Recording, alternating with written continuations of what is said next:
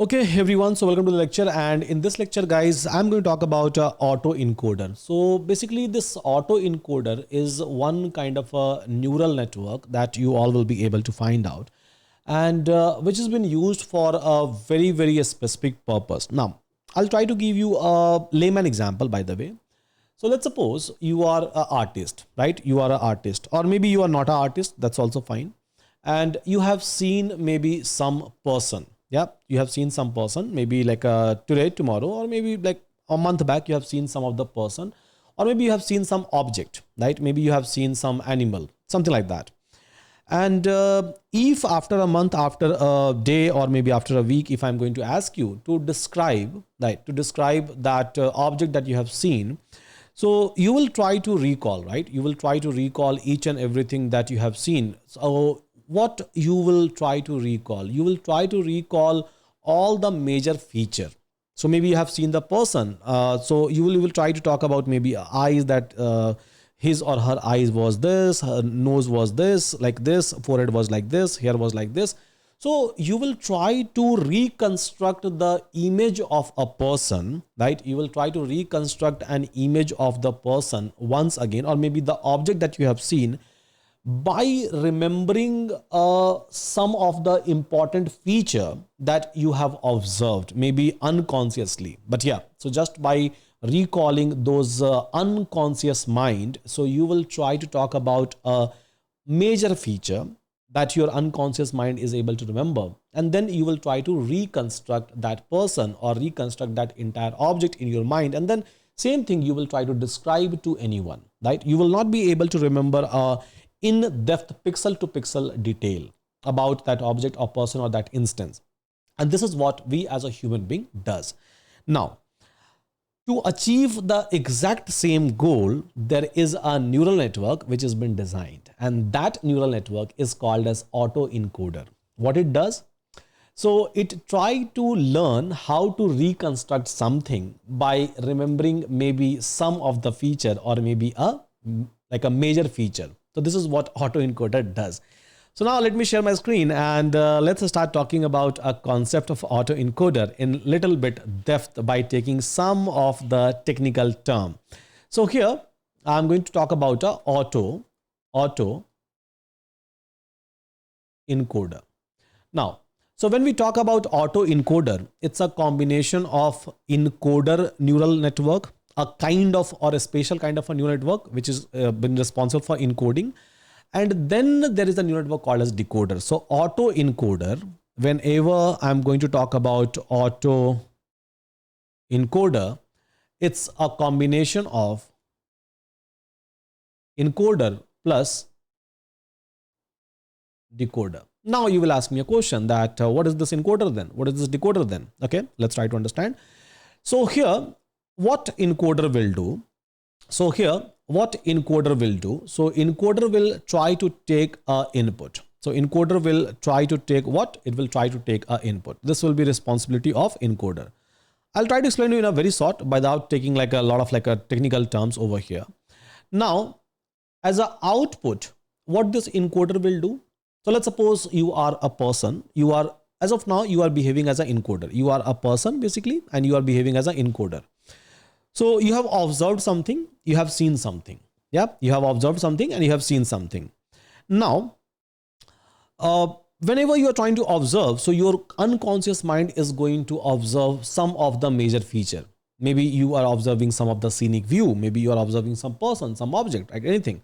You will not be able to, like I said, you will not be able to remember a pixel perfect detail about anything as a human being, right? Your neural network has not been trained for that. And this is how the human being works.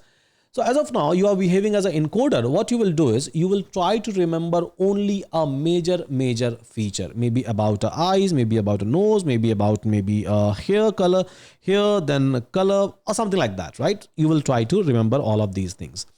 And then, so this is what encoder will do. So encoder will try to filter out. So what I'm trying to say, what I'm trying to make a point over here is that encoder is a neural network, a type of the neural network which will just try to filter out important information, right? So as of now, you are behaving as an encoder, right? Now, So when I will try to ask you a question that, can you please explain me that event, or can you please try to explain me about that person that you have seen or object that you have seen? So now you will behave like a decoder, right? Now what you remember? So you remember just this important feature, right? Important feature, or maybe important points you remember about this particular event, or maybe person, or maybe object. So now you will behave like a decoder, and then you will try to reconstruct the entire event, or maybe a person, or maybe a place, right? So you will try to reconstruct. From where you will try to reconstruct? So whatever important feature that you have learned, so from that you will try to reconstruct. Let me draw the straight line, it will look more beautiful. Yeah, so you will try to reconstruct, and you are behaving like whom now? You are behaving like a decoder now. So now if I have to summarize, so what encoder is trying to do? Encoder is trying to extract the major feature. Yes, and what decoder is trying to do? So decoder is trying to take those major features, and then it is trying to reconstruct the same situation by using a major feature, not by using a whole data, because technically it's impossible to remember the whole data, right? Technically it's impossible to remember the whole data. Now the important feature that I'm talking about over here, so in a technical term, right? In a technical term, it's basically called as a latent representation. Yes, it's called as basically what? It's called as latent representation. Means I'm not representing the whole data, but I'm trying to represent a partial amount of information, or just a major information, a major feature I'm trying to represent. So in a technical term, it's called as latent space, L-A-T-E-N-T, latent space, or a latent representation. So majority of time, whenever we are going to talk about an encoder-decoder, you will be able to get this kind of a things. In a other word, you can say that this latent space, or this latent representation, is nothing but a summary of some event, a major feature of some event, which will be passed to my decoder, and which will help out my decoder to reconstruct any kind of a event at any point of a time. So hope this is making sense to all of us, right? Hope this is making sense to all of us. Now, so where we are going to use this autoencoder, or this encoder-decoder kind of architecture, where we are going to use it? So we are going to use this entire encoder-decoder architecture in terms of image compression. So where we have to reduce the size of the images, but we have to maintain the whole idea inside the images, means the nature of the images, so that anyone who is looking to the images, they will be able to understand that, okay, this is the representation of the image. This image is all about a human being, or cat, or dog, or maybe a scenery. But compression, right? Compression means we are trying to hold just a major feature. So in case of image compression, you can try to use what? You can try to use an autoencoder, image compression. A denoising. So whenever you have a photo, maybe you have a old photos, right? Old photos, and there are like a lot of patches over there, right? Now, those patches are not representing the actual feature. Those are just a noise. So whenever you have to do a denoising of your image, in that case, you can try to use a denoise, not just about the image. Image is also a data, right? So whenever we have any kind of a data and we have to denoise the data, we have to like remove all kind of a outlier out of it, right? All kind of like exceptional things out of it. So maybe we can try to use a autoencoder. So usability wise, we can try to use it for image compression. Second is, so wherever we have to remove unwanted information, just we have to retain the important feature, because this is what encoder is doing. This is what is called as latent space, or latent representation. So wherever you have to do a denoising, whenever you have to basically do a machine translation. So whenever you have to do a machine translation,